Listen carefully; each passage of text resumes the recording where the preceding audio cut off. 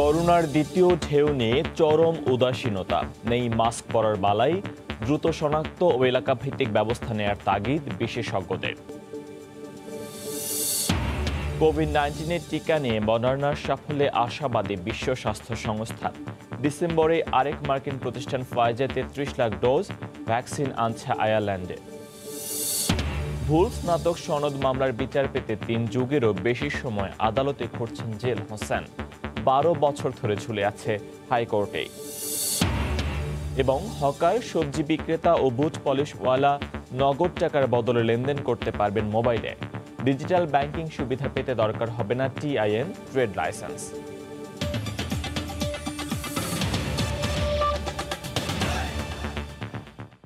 ভোরের সময়ে সঙ্গে আছি ফয়সাল মোর্শেদ। করোনার দ্বিতীয় ঢেউ নিয়ে বিশ্বজুড়ে যখন প্রতিনিয়তই বাড়ছে উদ্বেগ, তখন দেশে বাড়ছে অসচেতনতা ও অবহেলা। নমুনা পরীক্ষাও কমতে থাকায় আবারও সংক্রমণ বাড়ার আশঙ্কা বিশেষজ্ঞদের। এক্ষেত্রে দ্রুত রোগ শনাক্ত আর চিকিৎসার সুবিধা নিশ্চিতের পাশাপাশি এলাকাভিত্তিক ব্যবস্থা নেয়ার তাগিদ দিচ্ছেন তারা। রাশেদ বাপ্পির রিপোর্ট। বিশ্ব স্বাস্থ্য সংস্থার হিসেবে মহামারী তখনই নিয়ন্ত্রণে আসে যখন প্রতিদিন গড় শনাক্তের হার নেমে আসে ৫% নিচে। সে হিসেবে এখনও প্রথম ধাক্কায় সামলে উঠতে পারেনি বাংলাদেশ। আসছে শীত, উকি দিচ্ছে দ্বিতীয় ধাক্কার শঙ্কা। অথচ করোনার ঝুঁকির কথা যেন বেমালুম ভুলতে বসেছে নগরবাসী। হাট বাজার, অফিস আদালত কিংবা রাস্তাঘাটে ক্রমেই ম্লান হচ্ছে স্বাস্থ্যবিধি। বারবার নিষেধাজ্ঞা দিলেও মানা নিশ্চিত করতে তদারকির বালাই নেই। মাস্ক আছে কিন্তু কাজের জন্য আর কি খুলে রাখছে। লকডাউন ছিল তখন সবাই কিন্তু মাস্ক পরে আসতো, এক্সট্রা একটা সচেতনতা ছিল। এখন তার থেকে কিছুটা হলেও কমছে। বলা হচ্ছে নো মাস্ক নো সার্ভিস, কিন্তু মানুষটা সব কিছু মাস্ক বাদে চলতেছে।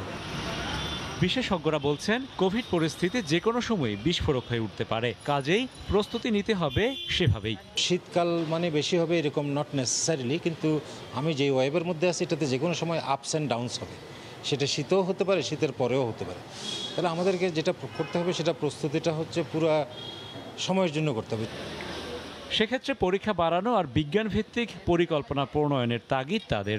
যারা দায়িত্বপ্রাপ্ত তাদের দরকার হলো যে কোথায় লোকেরা আক্রান্ত হচ্ছে সেটার ম্যাপিং করা, সেইটা জনগণকে জানানো এবং সমন্বিতভাবে ব্যবস্থা নেওয়া। যদি ইউকেতে ডেইলি 6 কোটি লোকের জন্য 5 লাখ টেস্ট করা লাগে, তাহলে আমার সেই হিসেবে কমপক্ষে 5 লাখ টেস্ট দরকার।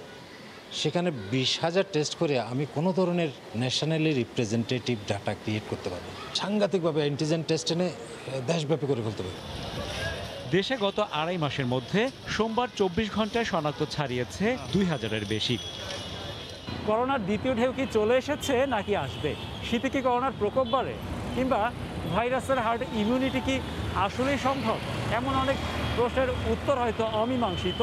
তবে নিরাপদ সামাজিক দূরত্ব ও স্বাস্থ্যবিধি মেনে চললে করোনার প্রকোপ অনেকাংশেই রুখে দেওয়া সম্ভব। এ বিষয়ে নেই কোনো বিরোধ, নেই কোনো মতভেদ। রাশেদ বাপ্পি, সময় সংবাদ, ঢাকা। স্বাস্থ্য অধিদপ্তরের হিসেবে করোনায় আক্রান্ত হয়ে দেশে গতকাল দুপুর পর্যন্ত 21 জন মারা গেছেন।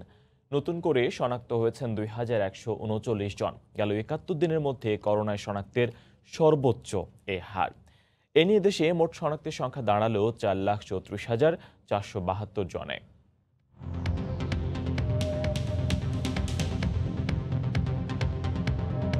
দেশে একদিনে নমুনা পরীক্ষা করা হয়েছে 15,768 জনের। এ পর্যন্ত মোট নমুনা পরীক্ষা করা হয়েছে 25,56,962 জনের। 24 ঘন্টায় নতুন শনাক্ত হয়েছেন 2,139 জন। এ নিয়ে দেশে মোট শনাক্তের সংখ্যা 4,34,472 জন। 24 ঘন্টায় মারা গেছেন 21 জন। এ পর্যন্ত করোনায় আক্রান্ত হয়ে মারা গেলেন 6,215 জন। করোনা থেকে 24 ঘন্টায় সুস্থ হয়েছেন 1,604 জন। এ পর্যন্ত সুস্থ হয়েছেন 3,51,146 জন। এদিকে সবার মাস্ক পরা নিশ্চিতে 2-1 দিনের মধ্যে রাজধানীতে মোবাইল কোর্ট পরিচালনার সিদ্ধান্ত নিয়েছে সরকার। একই সঙ্গে করোনার পরিস্থিতি মোকাবিলায় আরও সতর্ক হওয়ার নির্দেশ দিয়েছে মন্ত্রিপরিষদ। গতকাল সকালে প্রধানমন্ত্রী শেখ হাসিনার সভাপতিত্বে অনুষ্ঠিত মন্ত্রিপরিষদ বৈঠক শেষে সাংবাদিকদের ব্রিফ করেন সচিব খন্দকার আনোয়ারুল ইসলাম।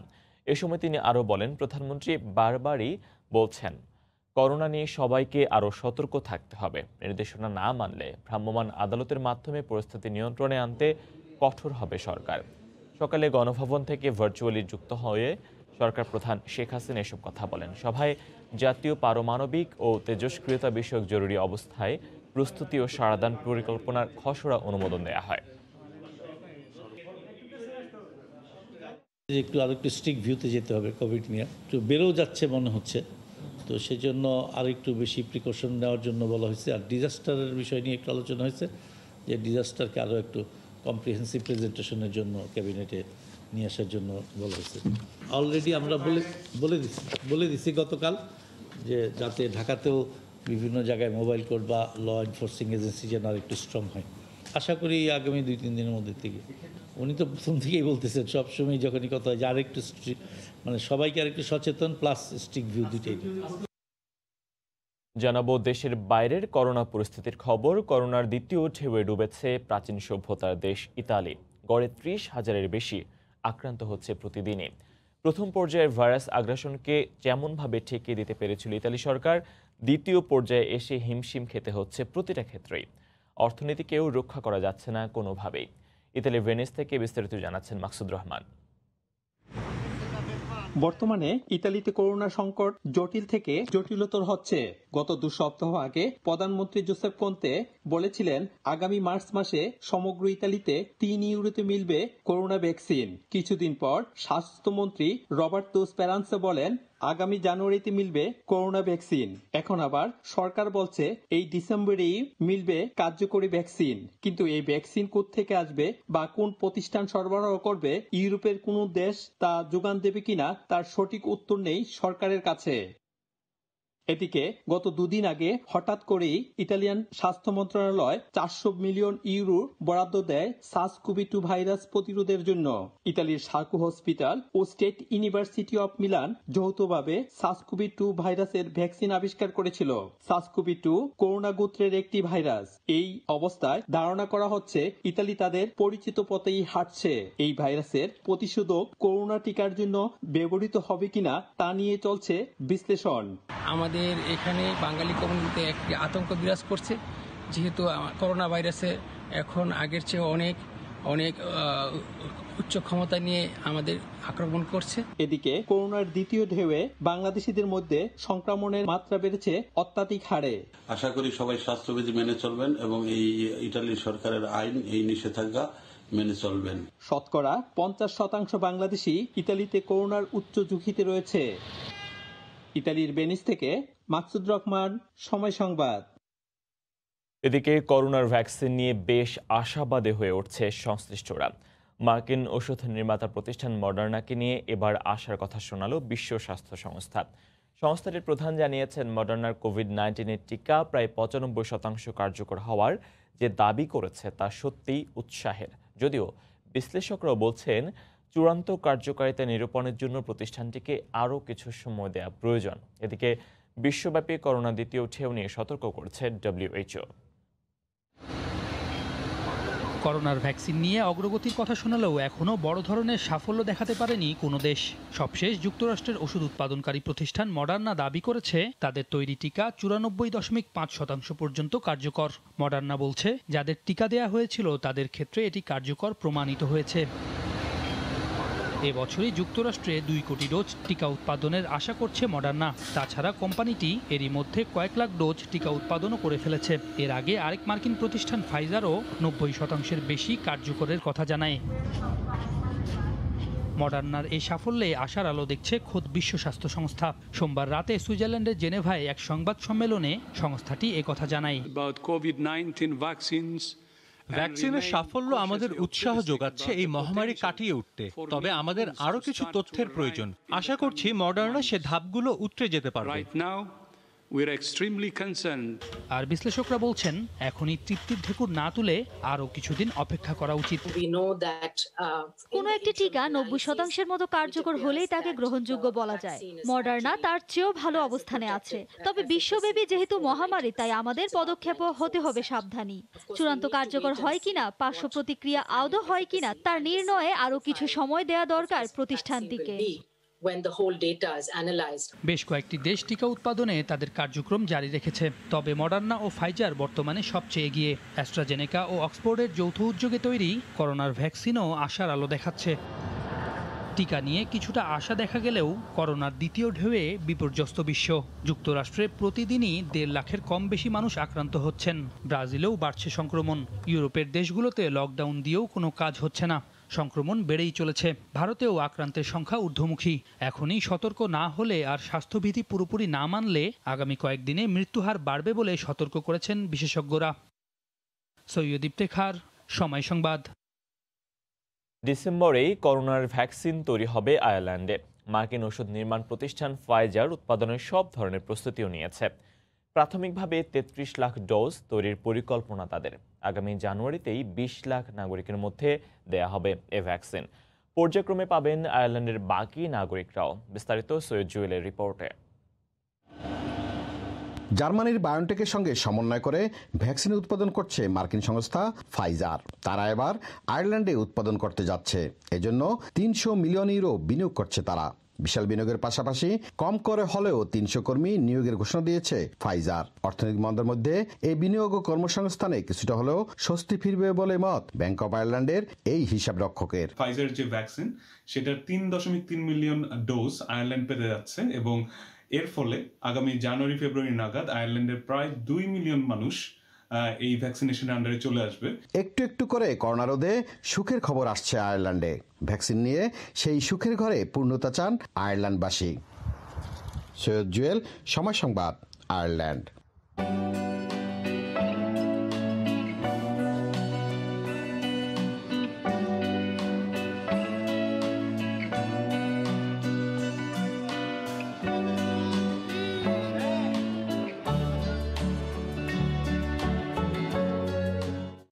বিচার পেতে 3 যুগেরও বেশি সময় আদালতে ঘুরছেন বিচারপ্রার্থী জিল হোসেন। 45 বছর ধরে মামলা চালাতে গিয়ে নিঃস্ব হলেও শেষ হয়নি বিচার কাজ। প্রতিপক্ষের আইনজীবীর শুনানিতে অনুপস্থিত থাকায় 12 বছর ধরে হাইকোর্টে ঝুলে আছে বিচার কাজ। এমন দীর্ঘসূত্রিতা কোনোভাবেই কাম্য নয় বললেন অ্যাটর্নি জেনারেল। মার্জিয়া মোমোর রিপোর্ট। বিচারের জন্য একটা মানুষের অপেক্ষা কতটা দীর্ঘ হতে পারে তা চোখে আঙুল দিয়ে দেখিয়ে দেয় জিল হোসেনের জীবনের গল্প। 1973 সালে স্নাতক পরীক্ষায় জিল হোসেনকে প্রাপ্ত ভগ্নাংশ নম্বর যুক্ত না করেই অকৃতকার্য ঘোষণা করে বাংলাদেশ কৃষি বিশ্ববিদ্যালয়। পরের বছর পরীক্ষা দিতে গেলে বিনা দোষে অযোগ্য ঘোষণা করা হয়। শিক্ষা জীবনের সনদ আর আত্মমর্যাদা ফিরে পেতে 1975 সালে আদালতে মামলা করেন তিনি। আদালত 1986 সালে রায় দিলেও গ্র্যাজুয়েশনের সনদটি পেতে লাগে 22 বছর। পাশ করছি বিশ্ববিদ্যালয় ফেল হয়েছে মুন্সিপোর্ট জজকোর্ট হাইকোর্ট 3 বার যতবার কেসে প্রত্যেকবারে সম্পূর্ণভাবে অ্যাডমিট হয়েছে। শেষ বয়সে আমার ন্যায্য বিচার চাই। 47 বছর বয়সী জিল হোসেনের হাতে যখন সনদ আসে তখন শেষ হয়ে যায় চাকরির সুযোগ। ক্ষতিপূরণ চেয়ে আবারও আদালতে জিল হোসেন। আমার বাবা 2010 সালে ব্রেন স্ট্রোক করার পরে প্রায় তখন থেকে আমি ঢাকায় যাতায়াত করি। প্রায় 8 থেকে 10 বছর হয়ে গেছে এই কেসের পেছনে। আমি নিজেও অনেক দৌড়াদৌড়ি করতেছি, কিন্তু এখন এর ফলাফল পাচ্ছি না। 2000 সালে বিচারিক আদালত 2 কোটি টাকা ক্ষতিপূরণ দিতে বিশ্ববিদ্যালয়কে আদেশ দিলেও 2008 সালে হাইকোর্টে আপিল করে বিশ্ববিদ্যালয়। এরপর কেটে গেছে 12টি বছর। অ্যাপিলিয়ান্ট ছাড়া কোনো ফার্স্ট আপিল শুনানি করা যাবে না। এই সুযোগটা গ্রহণ করে এই আপিলিয়ান্ট পক্ষের বিজ্ঞ আইনজীবী এই মামলাটা আমি মনে করব দীর্ঘদিন পর্যন্ত হাইকোর্টে 11 বছর পড়ে আছে, যেটা আমাদের জন্য খুবই দুঃখজনক। বিচারের দীর্ঘসূত্রিতার এমন নজিরকে দুঃখজনক বলছেন রাষ্ট্রের প্রধান আইন কর্মকর্তা। ওনাদের নেগলিজেন্সের কারণে উনিরা ক্ষতিপূরণের মামলা করেন, সেই মামলা ডিগ্রি পেয়েছেন। সেই ক্ষতিপূরণের ডিগ্রি এগেন্সে আসছে 12 বছর থেকে। মামলা বিলম্বের কারণটা তো অবশ্যই দুঃখজনক। মামলার ন্যায় বিচারে ক্ষতিগ্রস্ত হয়। দ্রুত মামলা নিষ্পত্তিতে আইনজীবীদের আরও দায়িত্বশীল ভূমিকা রাখার তাগিদও দেন তিনি। এরপর তো আদালতে মেনশন। মার্জিয়া মুমু, সময় সংবাদ, ঢাকা। ফুটপাতের হকার, রাস্তার সবজি বিক্রেতা কিংবা ফেসবুকের ক্ষুদ্র উদ্যোক্তা আর্থিক লেনদেনে নগদ টাকার পরিবর্তে মোবাইলে লেনদেন করতে পারবেন। শুধু তাই নয়, সুপার শপ বা শপিং মলের মতো লেনদেন করতে পারবেন ডেবিট আর ক্রেডিট কার্ড থেকেও। এমনই উদ্যোগের কথা বলা হচ্ছে গতকাল কেন্দ্রীয় ব্যাংকের জারি করা নতুন এক নির্দেশনায়।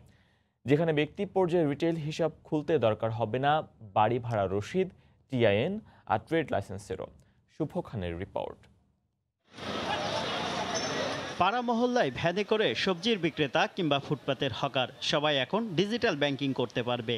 এজন্য দরকার হবে না কোনো টিআইএন, ট্রেড লাইসেন্স কিংবা বাড়ি ভাড়ার প্রমাণপত্র।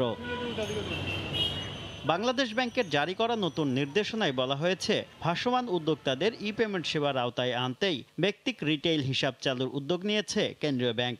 যাদের ব্যক্তিগত চলতি হিসাব নেই তাদের নতুন হিসাব খুলে রিটেইল ব্যাংকিং সুবিধা পেতে শিথিল করা হচ্ছে নিয়ম নীতিও। মোবাইল ব্যাংকিং হিসাবের সঙ্গে একই এনআইডির বিপরীতে খোলা যাবে নতুন চলতি হিসাবও। লেস ক্যাশ সোসাইটির জন্য কি করা যায় সেভাবে বাংলাদেশ ব্যাংক অনেক পদক্ষেপ নিচ্ছে এবং বাংলাদেশ ব্যাংক এবং banking sector as a whole আমরা চেষ্টা করছি কিভাবে আসলে আমরা ক্যাশটা কমিয়ে আনা যায় এবং যত এবং ফর্মাল ইকোনমিতে ট্রানজাকশনগুলোকে আনানো যায়, সেই জন্যই এটা করা। দেশের প্রত্যন্ত অঞ্চল কিংবা শহুরে পাড়া মহল্লা নগদ টাকার উপর নিত্যপণ্যের বেচাকেনা পুরোপুরি নির্ভরশীল হওয়ায় অর্থের নিরাপত্তায় এক ধরনের ঝুঁকি নিয়েই ব্যবসা পরিচালনা করতে হয়। আবার ব্যাংকে গিয়ে লেনদেনে নষ্ট হয় মূল্যবান কর্মঘণ্টাও। নতুন এই উদ্যোগে কেটে যাবে ওই সমস্যা। বিকাশ বা অন্যান্য পেমেন্ট গেটের মাধ্যমে পেমেন্টটা নিতাম, কিন্তু সেই ক্ষেত্রে দেখা যাচ্ছে অনেক পার্সেন্টেজ বা অন্যান্য অনেক প্রবলেমে আমরা পড়তাম। সেই প্রবলেম থেকে আমরা এখন উত্তরিত হইলাম। জাস্ট পে অ্যান্ড গো, আপনি কাজ করে দিচ্ছেন, সাথে আপনি পে পেয়ে যাচ্ছেন। অনেক বেশি ব্যবসা বান্ধব পরিবেশ পাচ্ছি। দেশের যে কোনো বাণিজ্যিক ব্যাংক, মোবাইল আর্থিক সেবাদাতা প্রতিষ্ঠান এবং পেমেন্ট সার্ভিস প্রোভাইডারে এই হিসাব খোলা যাবে। শুভ খান, সময় সংবাদ, ঢাকা।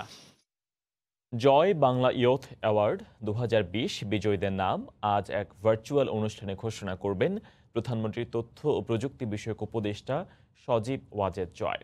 দেশ গঠনে এগিয়ে আসা তরুণদের জন্য সর্বোচ্চ এই সম্মাননা প্রদান শুরু হবে এদিন রাত 8টায়।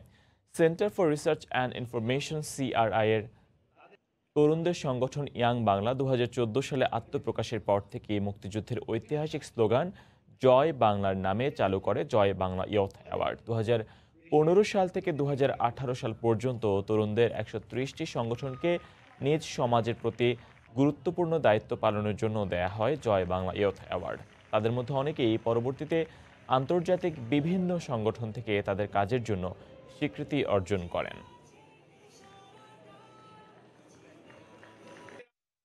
সততার অনন্য দৃষ্টান্ত দিলেন চট্টগ্রাম বিশ্ববিদ্যালয়ের শিক্ষার্থী ও রেলওয়ে পুলিশের 2 জন কনস্টেবল। তাদের মহানুভবতায় হারিয়ে যাওয়া 1,07,000 টাকা ফেরত পেয়েছেন একজন মাদ্রাসা শিক্ষক। এমন মানবিক কাজ করতে পেরে খুশি চট্টগ্রাম বিশ্ববিদ্যালয়ের শিক্ষার্থী ও পুলিশ। বিস্তারিত জানাচ্ছেন পার্থ প্রতিম বিশ্বাস। ব্রাহ্মণবাড়িয়ার একটি মাদ্রাসার শিক্ষক হাফেজ কামাল উদ্দিন ভূঁইয়া রোববার সকালে মহানগর প্রভাতীতে ঢাকা থেকে পরিবারসহ ব্রাহ্মণবাড়িয়া যাচ্ছিলেন তিনি।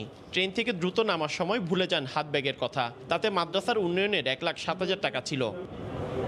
ট্রেনটি ব্রাহ্মণবাড়িয়া ছেড়ে যাবার পর কালো রঙের ব্যাগটি দেখতে পায় চট্টগ্রাম বিশ্ববিদ্যালয় উদ্ভিদ বিজ্ঞান 2য় বর্ষের শিক্ষার্থী সাব্বির। এ সময় ট্রেনে দায়িত্ব পালন করা জিআরপির 2 কনস্টেবল আতিকুর ও জাকিরকে বিষয়টি জানালে তারা ঊর্ধ্বতন কর্তৃপক্ষকে টাকার বিষয়টি অবগত করেন। এই টাকা দিয়ে আমি কি করব? এই টাকা দিয়ে আমি 1 মাস চলতে পারবো, 2 মাস, কিন্তু তারপর তো আমার উপর বড় ধরনের বিপদ আসতে পারে। আমার অনেক ভালো লাগছে যে আমি আমার সেই কাঙ্ক্ষিত ব্যক্তিকে আমি ওই টাকাটা ফেরত দিতে পারছি। ওসি স্যারকে জানালাম, জানানোর পর ওসি স্যার বললো যে এত টাকার বিষয় যেহেতু থানায় নিয়ে আসেন, ওইটা পরে আমরা ব্যবস্থা দেখব। ব্যাগ হারিয়ে দিশেহারা মাদ্রাসার শিক্ষক কামাল উদ্দিন ভূঁইয়া পুলিশ ও বিশ্ববিদ্যালয়ের শিক্ষার্থীর মহানুভবতায় হারিয়ে যাওয়া টাকা ফিরে পেয়ে অভিভূত। খুবই ভালো লাগছে যে পৃথিবীতে ভালো মানুষ এখনো আছে। স্টুডেন্ট মাসুদ, সে আমার সঙ্গে বসা ছিল, তার সততার কারণে এবং পুলিশের সততার কারণে টাকাটা পাইল। এদেরকে অনেক অনেক ধন্যবাদ। এখনো সমাজের বিভিন্ন স্তরে ভালো মানুষ রয়েছেন, এই ঘটনাটি তার প্রমাণ বলে মনে করেন রেলওয়ে থানার ভারপ্রাপ্ত কর্মকর্তা। এই 2 জন কনস্টেবল আর স্টুডেন্ট মিলে চিন্তা করতে টাকাটা আমরা খেতে পারতাম, তারা সেই কাজটা করেনি। তাদেরকে অবশ্যই ধন্যবাদ, আর আশা করি এই সততায় আমাদের দেশ এগিয়ে যাবে। টাকা ছাড়াও ব্যাগটিতে মোবাইল চার্জার, পাঞ্জাবি সহ বিভিন্ন প্রয়োজনীয় জিনিসপত্র ছিল। পার্থপ্রতিম বিশ্বাস, সময় সংবাদ, চট্টগ্রাম। ভোরের সময়ে আরও থাকছে, উত্তরের জনপদ হিলি সীমান্তে গড়ে উঠেছে দুগ্ধ খামার, মিলছে কাঙ্ক্ষিত দামও। সমতল ভূমিতে চা চাষ করে পঞ্চগড়ে পাল্টে গেছে অর্থনৈতিক দৃশ্যপট।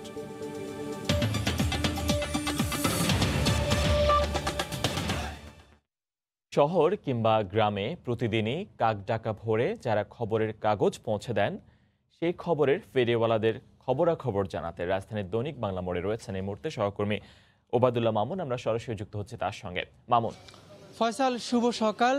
কাকঢাকা ভোরে আমাদের গৃহে অর্থাৎ বাসা বাড়িতে যারা প্রতিদিন এই সংবাদপত্র পৌঁছে দেন, অর্থাৎ খবরের কাগজ আমাদের বাসা বাড়িতে যারা পৌঁছে দেন, সেই খবরের ফেরিওয়ালাদের খবর জানাতে ফয়সাল আসলে রাজধানীর দৈনিক বাংলা থেকে যুক্ত হয়েছি। এখানে আমরা আসলে যারা সেই গ্রাম শহর থেকে শুরু করে গ্রাম প্রত্যন্ত অঞ্চল যারা প্রতিদিন সংবাদপত্র বা খবরের কাগজ পৌঁছে দেন, তাদের আসলে তথ্য জানানোর জন্য বা তাদের খবর দেওয়ার জন্য মূলত এখান থেকে যুক্ত হয়েছি।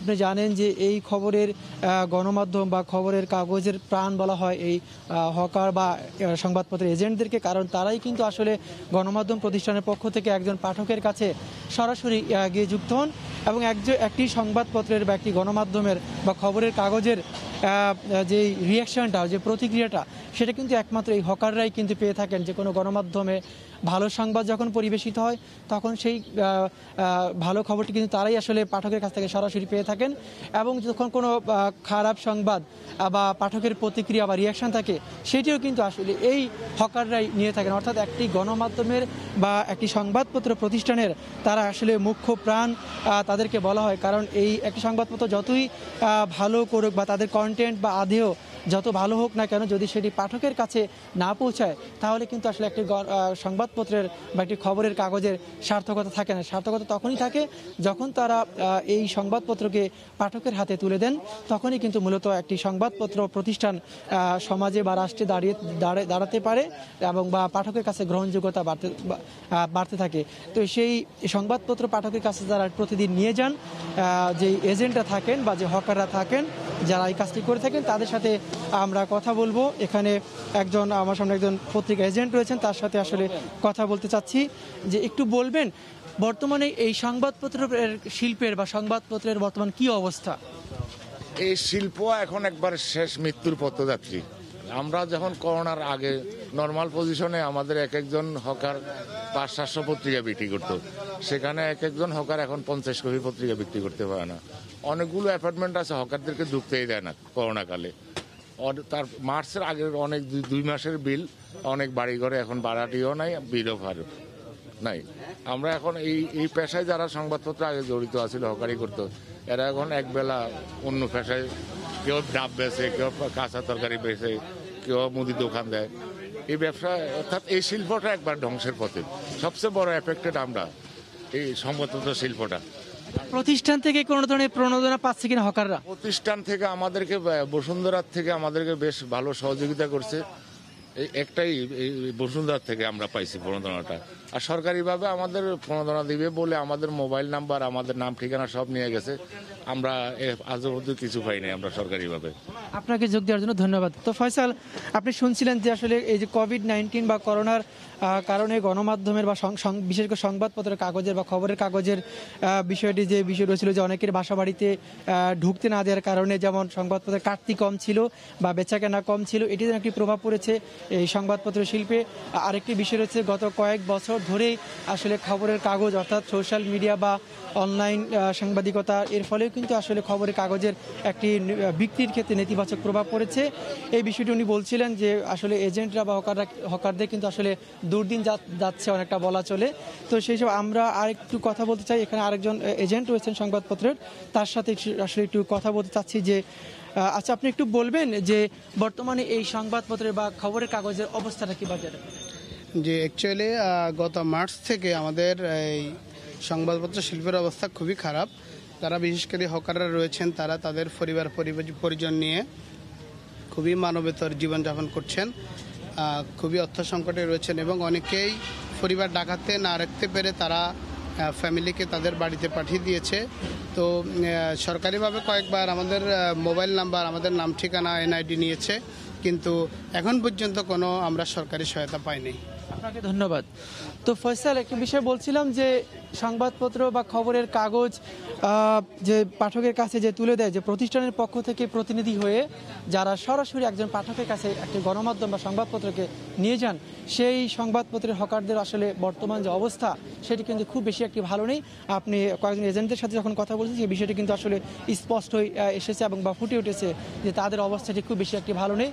তবে তারা বারবারই বলে আসছে যে সংবাদপত্র প্রতিষ্ঠানের পক্ষ থেকে যে প্রণোদনা চাচ্ছেন বা বিশেষ করে করোনার কারণে যে আর্থিক সহায়তা চাচ্ছেন সেই বিষয়টা আসলে তারা পাচ্ছেন না। তো এই ছিল সংবাদপত্র যে শিল্পের বা সংবাদপত্রের যারা কাজ করেন অর্থাৎ পাঠকের কাছে যারা নিয়ে যান এই সংবাদপত্রকে, সেই খবরের ফেরিওয়ালাদের তথ্য জানাচ্ছিলাম এখান থেকে। তো খবরের ফেরিওয়ালাদের বা সংবাদপত্র এজেন্ট বা হকারদের যে তথ্যগুলি বললাম, যে এক কথা যে আগের 10-15 বছর আগে যে চিত্রটি ছিল সংবাদপত্র শিল্পে, সেই সংবাদপত্র শিল্পে কিন্তু এখন এই অবস্থাটা নেই। অর্থাৎ এর সাথে যারা জড়িত অর্থাৎ হকার এজেন্ট এরা সবাই কিন্তু আসলে আর্থিক অভাব অনটনে এর মধ্যে কাটাচ্ছেন। বিশেষ করে করোনার কারণে সেই আর্থিক অনটনকে আরও বাড়িয়ে দিয়েছে। তো ফয়সাল, আমার কাছে এই ছিল তথ্য সংবাদপত্র ফেরিওয়ালাদের সম্পর্কে। ফয়সাল। রাজধানীর দৈনিক বাংলা মোড় থেকে আমাদের সঙ্গে সরাসরি যুক্ত হয়ে জানাচ্ছিলেন সহকর্মী ওবায়দুল্লাহ মামুন। খবরের ফেরিওয়ালাদের খবর জানাচ্ছিলেন তিনি। রংপুর মেডিকেল দালাল মুক্ত করতে অভিযানে নেমেছে মহানগর পুলিশের গোয়েন্দা বিভাগ। টানা 3 দিন ওঁত পেতে থাকা গোয়েন্দাদের জালে এখনও পর্যন্ত হাতে নাতে ধরা পড়েছে চক্রের 15 জন সদস্য। এতে স্বস্তি ফিরতে শুরু করেছে সেবা প্রত্যাশী মানুষের মধ্যে। রতন সরকারের রিপোর্ট, ছবি তুলেছেন তারিকুল ইসলাম ও শাকিল মাহমুদ। ক্রেতাদের হাঁক ডাকে জমে উঠেছে মুন্সিগঞ্জের মাওয়া মাছের মৎস্য আড়ত। ইলিশের পাশাপাশি নানা প্রকারের দেশীয় তাজা মাছও পাওয়া যাচ্ছে পদ্মাপাড়ের এই আড়তে। এই মুহূর্তে সেখানে আছেন সহকর্মী নাসিরউদ্দিন উজ্জ্বল, সরাসরি যুক্ত হচ্ছে তার সঙ্গে। উজ্জ্বল, এইভাবেই কিন্তু ইলিশের পসরা বসেছে এবং এই পদ্মা পাড়ের যে এই মৎস্য আড়ত, এখানে কিন্তু আলো ফোটার আগে থেকেই জেলেরা কিন্তু সমানে ইলিশ নিয়ে এই আড়তে ঢুকছে এবং এখানে এই পুরো আড়ত জুড়ে কিন্তু মাছ আর মাছ। এখানে কিন্তু আমরা দেখতে পাচ্ছি যে এই পদ্মার যে সোনালী ফসল, সেই ইলিশে যে রূপালী ইলিশ, সেই ইলিশে ভরে যাচ্ছে এবং এই ইলিশগুলো কিন্তু পদ্মার হওয়ার কারণে এইটার মানে চাহিদা অনেক বেশি। এবং এখানে যে গেল 22 দিন বন্ধ ছিল, এর 22 দিন বন্ধ থাকবার পরে কিন্তু ইলিশ ধরা পড়ে। মাঝখানে একটু কম থাকলেও কিন্তু আবার এখন বেশ ইলিশ ধরা পড়ছে পদ্মায় এবং এই পদ্মা পাড়ের আড়তটিতে কিন্তু এসে তাই আমরা দেখতে পাচ্ছি যে এখানে ইলিশের কদর এত বেশি যে এখানে ভিড় প্রচুর, হাজারো মানুষের ভিড় এই আড়তে। যে 29টি আড়ত রয়েছে এবং 150 জন বিক্রেতা রয়েছেন, এই সকলে কিন্তু এই ইলিশ নিয়ে এখানে বেচা কিনা করছেন এবং এই যে অর্ধ শতাব্দী প্রাচীন এই মৎস্য আড়ত, এটি শুরু থেকে কিন্তু মূল আকর্ষণ ইলিশ এবং এই ইলিশের পাশাপাশি কিন্তু বাজারে নানা ধরনের মাছ এসছে। আমরা দেখতে পাচ্ছি যে বড় বড় পাঙ্গাস, আইড়, শিং, কই, চিংড়ি, মানে হরেক রকমের দেশীয় তাজা মাছের কিন্তু পসরা আছে। তবে এই ইলিশকে ঘিরেই মূল আকর্ষণ। আমরা দেখছি যে রাজধানী ঢাকা সহ বিভিন্ন এলাকা থেকে এখানে অনেক শৌখিন ক্রেতা আসছেন এই ইলিশ কিনবার জন্যে এবং তারা কিন্তু এই ভোর থেকেই আমরা দেখছি বিভিন্ন এই যে রোড পাশে গাড়িতে ভর্তি করে, ককশিট ভর্তি করে এই মাছ নিয়ে যাচ্ছেন এবং এই আশেপাশের যেসব বাজার আছে সেই বাজারের যে মাছ ব্যবসায়ী আছেন তারা কিন্তু এখান থেকেই পাইকারি মাছ কিনে নিয়ে তারপরে তারাও সেখানে খুচরা বিক্রি করে থাকেন। সে কারণে যে আড়তদার এবং পাইকার এবং জেলে শৌখিন ক্রেতা মিলে যে পুরো এই হাট জুড়ে কিন্তু মানুষের যে ভিড় সেটি আমরা লক্ষ্য করতে পারছি এবং এই ভোরের আলো ফোটার পরেই কিন্তু এই পরিবেশের আগে যখন আমরা ভোর আলো কাটার আগে এসেছি তখনও কিন্তু এখানে এরকম জমজমাট অবস্থা আমরা লক্ষ্য করেছি এবং এই হাটের পাশেই কিন্তু লাখ ঘেঁষা একদম পদ্মা, সেখানে কিন্তু আমরা দেখছি সারি সারি সমানে নৌকা, সেই জেলে নৌকাগুলোর মধ্যে কিন্তু মাছ আর মাছ এবং আমরা দেখতে পাচ্ছি যে বড় আইড়, যে বড় পাঙ্গা সেখানে উঠেছে, পাশেই বোয়াল। এই সময়টায় বড় বড় পাঙ্গাস ধরা পড়ছে বলে জেলেরা জানিয়েছেন এবং এইসব পাঙ্গাসগুলো কিন্তু বাজারে নিয়ে আসেন। এরপরে আমরা দেখতে পাচ্ছি বড় বোয়াল মাছ এবং এই বোয়াল সহ হরেক রকমের মাছের সমারোহ এখানে। এই মাছে মাছে ভরে গেছে পুরো আড়ত। আমরা দেশীয় এসব তাজা মাছের কদর বেশি থাকে কিন্তু এখানে এরকম ভিড় জমে যায় এবং এই 2.5 ঘন্টার বাজারে কিন্তু কোটি টাকার বেশি মাছ বিক্রি হয়ে থাকে। এর পাশেই কিন্তু যে আড়তগুলো আছে সেখানে কিন্তু হাঁক ডাকে বিক্রি হচ্ছে নানা রকমের মাছ আমরা এখানে লক্ষ্য লক্ষ্য করছি যে এই চিংড়ি মাছ সহ নানা রকমের মাছ এই আড়তটিতে আছে। এই আড়তের যে বরফ দিয়ে তারা চিংড়ি নিয়ে এসছেন এবং এই চিংড়িগুলো বলছেন যে রাতভর তারা এখানে শিকার করেছে, সেগুলো নষ্ট যাতে না হয়ে যায় সেজন্যে তারা এখানে এই বরফ দিয়ে তারা সংরক্ষণ করেছেন, সেগুলো জেলেরা এনেই মাত্র ঢালছেন এবং সেই চিংড়িও কিন্তু এখানে আছে। এছাড়া আমরা দেখছি পানির মধ্যে যে ট্যাংরা মাছ রাখা হয়েছে যাতে জেতা থাকে। এবং আমরা এই যে এই শিমুলিয়া পাশেই যে পদ্মা এই মৎস্য আড়ত, আমরা এই মৎস্য আড়তে যে পুরো এলাকাটা জুড়ে মানুষ আর মানুষ, আর এইখানে আমরা দেখছি যে নানা রকমের মাছ, এই আমরা দেখছি চিতল, ইলিশের পাশাপাশি চিতল সহ ইলিশ, আবার আমরা দেখছি ইলিশ, এখানেও ইলিশের সমারোহ, নানা সাইজের ইলিশ উঠেছে। তবে বড় ইলিশ কিন্তু বিক্রি হচ্ছে 900 থেকে 950 টাকা কেজি দরে এবং ছোট ইলিশগুলো বিক্রি হচ্ছে 400 থেকে 500 টাকা। এবং আজকে ছোট সাইজেরও কিছু ইলিশ উঠেছে এবং আমরা দেখছি যে বড় সাইজের ইলিশ এগুলো কিন্তু বিক্রি হচ্ছে একটু বেশি দরে, 900 থেকে 950 টাকা দরে। এবং এই যে এই মাওয়াজে মৎস্য আড়ত, এই মৎস্য আড়তে আমি যে দাঁড়িয়ে আছি তার পেছনে দেখছেন যে সমানে মাছ আর মাছ, এই ইলিশ সহ হরেক রকমের মাছে সয়লাভ হয়ে গেছে এই মৎস্য আড়ত। এবং এই যে চারপাশে কিন্তু ক্রেতা বিক্রেতাদের যে হাক ডাক পদচারণা, তাদের পুরো এলাকা কিন্তু ভরে আছে এই ক্রেতা বিক্রেতাদের পদচারণায়। এবং এই জেলেরা কিন্তু এই যে ভোর রাত থেকে যে এখানে অবস্থান করছেন, তারা এই আড়তে বেচা কিনা করে আবার ফিরে যান এবং সেজন্য কিন্তু এই হাটের পাশেই রয়েছে নৌকা এবং সেই নৌকায় করে তারা এই মাছ বিক্রি করে ফিরবেন।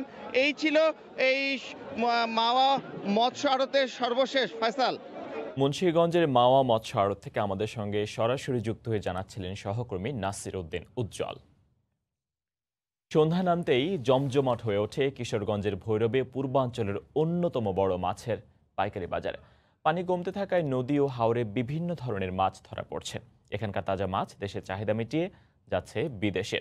প্রতিদিন এ বাজারে কয়েক কোটি টাকার মাছ বিক্রি হয়। ভৈরব প্রতিনিধি মোহাম্মদ ফজলুর রহমানের তথ্য ছবি নিয়ে রিপোর্ট।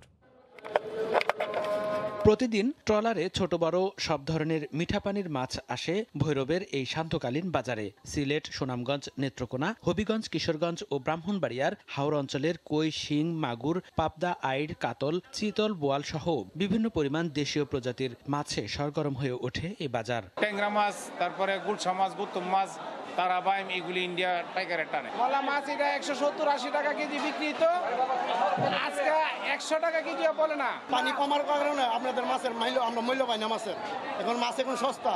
বিক্রেতারা বলছেন পানি কমে যাওয়ায় নদীতে প্রচুর মাছ ধরা পড়ছে। এতে বাজারে মাছের সরবরাহ বাড়ায় কমেছে দাম। তবে বাজারে ছোট মাছের দাম কম হলেও বড় মাছের দাম কিছুটা বেশি বলে জানিয়েছেন ক্রেতারা। এই আড়তটা অনেক আগে থেকে চলতেছে। এর যদি কাঠামোগত কিছু পরিবর্তন বা এদের উন্নয়ন করা যায় তাহলে এটা আরো সমৃদ্ধি পাবে এবং এটা আরো মৎস্য সেক্টরে আরো গুরুত্বপূর্ণ ভূমিকা রাখতে পারে। 1982 সালে প্রায় 6 একর জমির উপর প্রতিষ্ঠিত এই বাজারটিতে 3 শতাধিক আড়ত রয়েছে। সময় সংবাদ, ভৈরব। আলু রফতানির ফায়দা নিতে রংপুর অঞ্চলে কোমর বেঁধে নেমেছেন ব্যবসায়ী সিন্ডিকেট। উপকরণ সংগ্রহে ঝুট ঝামেলা আর কৃষকের পুঁজি সংকটের সুযোগে হাজার হাজার হেক্টর জমি নামমাত্র বার্ষিক ভাড়া চুক্তিতে নিয়ে নিজেরাই আবাদ করছে ওই সিন্ডিকেট। শাকিল মাহমুদের ক্যামেরায় রিপোর্ট রতন সরকারের। নদীবহুল উত্তরের চরের তপ্ত বালুতে ফলা আলু পরিচিতি পেয়েছে হিডেন ডায়মন্ড নামে। গত কয়েক বছরে শীর্ষ আলু উৎপাদনকারী অঞ্চলে পরিণত হয়েছে রংপুর। বীজ, সার, কীটনাশক আর সেচের নানা ঝক্কি ঝামেলা মোকাবেলা করে ব্যাপক উৎপাদন করে লাভের মুখ দেখতে পারছে না কৃষক। সংরক্ষণ আর বাজার ব্যবস্থাপনার দুর্বলতায় মার খাওয়া কৃষক ধরে রাখতে পারছেন না আলুর আবাদ। এই চরের আমরা পয়সা নেই, আমরা আবাদ করে পাই না, অন্যজনে কন্ট্রাক্ট দিই পয়সার বিনিময়ে। তারা কন্ট্রাক্ট নিয়ে আঙ্গের কিছু এলা দেয়, এই খা আমরা বাঁচি। আমাদের যদি সরকার কোনো ঋণ টিন দিত তাহলে আমরা আবাদ করতে পারতাম। কৃষকের ন্যায্য মূল্য নিশ্চিতে বাজার মনিটরিংয়ের পাশাপাশি গত বছর থেকে বিশ্ব খাদ্য সংস্থা ও কয়েকটি এনজিওর মাধ্যমে রংপুরের আলু বিদেশে পাঠাতে সহায়তা করছে কৃষি বিপণন অধিদপ্তর। আগামী অর্থ বছরে আলু রপ্তানির কিছু পদক্ষেপ গ্রহণ করা হয়েছে, যার মাধ্যমে আলুর বাজার পড়ে যাওয়ার এরকম সম্ভাবনা তৈরি হবে বলে আমাদের মনে হচ্ছে না। এই খবরে মাঠে নেমেছে সুযোগ সন্ধানী সিন্ডিকেট। 24% একদম জমি 3 থেকে 5,000 টাকায় বার্ষিক লিজ নিয়ে নিজেরাই আবাদ করে নিয়ে যাচ্ছে। এই হিসেবে শতাংশ প্রতি 136 থেকে 227 টাকা পাচ্ছেন কৃষক। একদম জমি, লেবার খরচ, চাষ খরচ সহ ইন টোটাল আপনার 25 থেকে 30,000 লাগে। এই সম্ভাবনাকে কাজে লাগাতে উপকরণ সরবরাহ প্রণোদনা দিতে সরকারের প্রতি দাবি জানান কৃষক আন্দোলনের সংগঠকেরা। এনজিও লোনগুলো আছে, সেই এনজিও লোনগুলো মওকুফ করতে হবে, তাদের হাতে সস্তায় যাতে কৃষি ব্যাংকগুলো তাদের চরাঞ্চলে এসে একদম উৎপাদক শ্রেণীর হাতে টাকা দিতে পারে তার ব্যবস্থা নিশ্চিত করতে হবে। গত বছর দেশে আলু উৎপাদন হয় 1,10,00,000 মেট্রিক টন। এর মধ্যে রংপুর কৃষি অঞ্চলের 5টি জেলায় হয় 23 লাখ মেট্রিক টন। রতন সরকার, সময় সংবাদ, রংপুর। ভোরের আলো ফোটার সঙ্গে সঙ্গে জমে উঠেছে সিরাজগঞ্জের সবচেয়ে বড় পাইকারি সবজির বাজার পৌর পাইকারি আড়ত। এই মুহূর্তে সেখানে আছেন সহকর্মী রিঙ্কু কুন্ডু, সরাসরি যাচ্ছে তার কাছে। রিঙ্কু।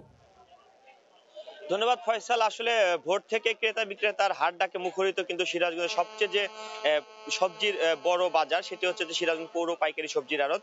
সেটি কিন্তু ভোর থেকে ক্রেতা বিক্রেতার হাট ডাকে সরগরম, এবং আপনি নিশ্চয় দেখতে পাচ্ছেন আমার পিছনে রাস্তার দুধারে কিন্তু থরে থরে সাজানো রয়েছে বিভিন্ন ধরনের সবজি, পাশাপাশি শীতের বেশ কিছু সবজি কিন্তু আমরা আড়তে আজকে দেখেছি। আমি যদি আজকে আপনাকে দামটা যদি জানাতে চাই, যে আজকে ফুলকপি বিক্রি হচ্ছে 70 টাকা, কিন্তু এই ফুলকপি গত সপ্তাহে ছিল 50 টাকা। আজকে আড়তদাররা যেটি বলছে যে আজকে একটু আমদানি কম বলে কিন্তু আসলে দামটা একটু বেশি বিক্রি হচ্ছে। পাতাকপি বিক্রি হচ্ছে 50 টাকা, মূলা বিক্রি হচ্ছে 35 টাকা কেজি, সিম বিক্রি হচ্ছে 40 টাকা, মরিচ বিক্রি হচ্ছে 70 টাকা, লাউ বিক্রি হচ্ছে বিভিন্ন আকার ভেদে 25 থেকে 30 টাকা, পেঁপে বিক্রি হচ্ছে 20 টাকা, এবং বেগুন বিক্রি হচ্ছে 25 থেকে 45 টাকা। তো আসলে এগুলো কিন্তু আসলে পাইকারি দামে বিক্রি হচ্ছে, এবং এই বড় বাজার কিন্তু আসলে সিরাজগঞ্জের বিভিন্ন উপজেলায় উৎপাদিত যে সকল সবজি রয়েছে সেগুলো আসলে কৃষকেরা আসলে সকালে নিয়ে আসে, এবং এইখান থেকে বিভিন্ন খুচরা ব্যবসায়ীরা যারা আছে তারা পাইকারি দামে নিয়ে যেয়ে আসলে বিক্রি করে থাকেন। তো আমরা দেখতে পাচ্ছি এখানে লাউ রয়েছে। আজকে লাউয়ের আমদানি আমরা বেশ দেখতে পাচ্ছি। এগুলো আসলে কৃষকরা বলছে যে এগুলো আসলে চরাঞ্চলে উৎপাদিত টাটকা বিভিন্ন লাউ তারা নিয়ে এসেছে। পাশাপাশি শীতকালীন মূলারও দেখেছি, সিম দেখেছি, বিভিন্ন প্রকার সবজি কিন্তু আসলে এখানে আমরা সকাল থেকে দেখছি যে আসলে কৃষকেরা এখানে নিয়ে আসছে এবং আড়তদার বিক্রি করছে। এখানে আপনি কিছু জানিয়ে রেখে যে মোট 100টি দোকানে কিন্তু আসলে প্রতিদিন 30 থেকে 40 লাখ টাকার আসলে সবজি কেনা বেচা হয় বলে জানিয়েছে আড়তদাররা। তো শীতকালীন সবজি কিন্তু এখনো পুরোদমে ওঠেনি, যে কারণে দাম একটু বেশি বলে বলছে আড়তদাররা। আসলে পুরোপুরি যখন উঠবে, অর্থাৎ তারা বলছে যে ডিসেম্বরের দিকে কিন্তু আসলে সবজির দাম অনেকটাই কমে যাবে। তবে এখনো কিন্তু আসলে দাম আসলে শীতের সবজির দাম অনেকটাই বেশি বলে জানাচ্ছে আড়তদাররা। তো সকাল থেকে শুরু হয়েছে, ভোর থেকে কেনাবেচা শুরু হয়েছে। এটি আসলে সকাল 9টা পর্যন্ত কেনাবেচা চলবে, এবং বিভিন্ন জায়গা থেকে ব্যবসায়ীরা আসছে এবং এইখান থেকে তারা কিনে নিয়ে যে খুচরা দামে আসলে বিক্রি করে থাকে। তো আমরা বেশ কিছু আসলে ক্রেতাদের সাথে কথা বলেছি, তারা যেটি বলছে যে দাম বেশির কারণে তারা একটু সমস্যা হচ্ছে ক্রয় ব্যবসায়ী, যে দাম যেহেতু বেশি, সে আমদানি কম, যে কারণে দাম একটু বেশি, সেই কারণে তাদের কিন্তু আসলে অনেকটাই সবজি কিনতে কিন্তু তাদের একটু সমস্যা পড়তে হচ্ছে, এবং যারা ক্রেতা রয়েছে তারা আসলে অনেকটাই কমে এইগুলো কিনতে চাচ্ছে। তো আমি যদি একজন বিক্রেতার সাথে একটু কথা বলতে চাই, যে ভাই আপনি একটু বলবেন যে আজকে বাজারের আপনি আমি একটু বলতে চাই যে একজন ব্যবসায়ী, আমি এখানে দেখছি যে সবজি বিক্রেতা রয়েছে, আসলে আজকে আপনার দোকানে কি কি সবজি রয়েছে এবং কোনটার দাম কেমন বলবেন? বেগুন 40-35, পটল 30-25, লেবু 250, 200, শসা বেচতেছে 40-35, পেঁয়াজ 55, কত টাকা জানি 55, 50-55, কপি 60। আমরা দেখছি শীতের সবজির দাম আসলে কমছে না, এটা আসলে কেন, কি মনে হয় আপনার? শীতে কমছে যায় না বেশি দেখছি আমরা। না দাম তো বাড়ে না, এলা কমছে। বেগুন মনে হয় 50-55 না দিলে 40 আসে গেছে, কমছে একটু। পেঁপে 20-25। ফুলকপির দাম তো আজকে আমরা বেশি দেখলাম। বেশি না তো, 70-80 বেচছে, এখন 60, কমই আছে, বেশি না।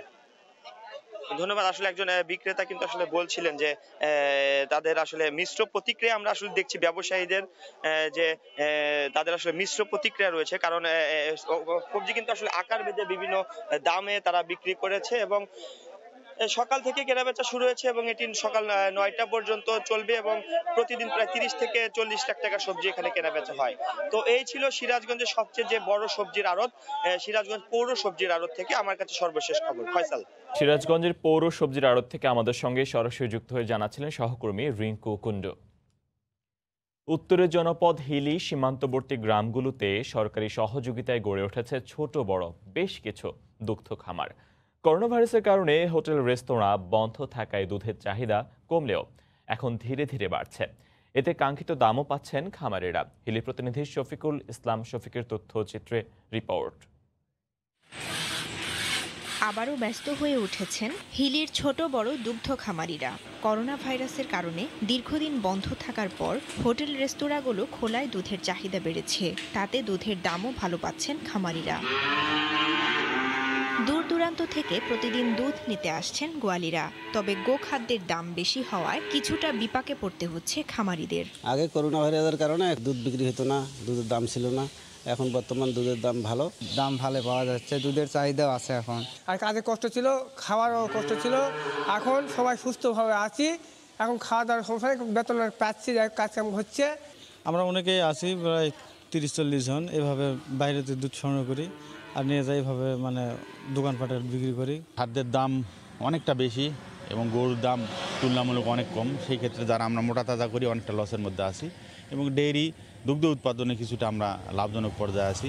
প্রাণী সম্পদ কর্মকর্তারা বলছেন, প্রশিক্ষণ ফি, ওষুধ প্রদানের সহ খামারিদের সব ধরনের সহযোগিতা করা হচ্ছে। আমাদের এই হিলি হাকিমপুর উপজেলায় ইতিমধ্যে একটা গ্রামকে দুগ্ধ ভিলেজ হিসেবে ঘোষণা করা হয়েছে।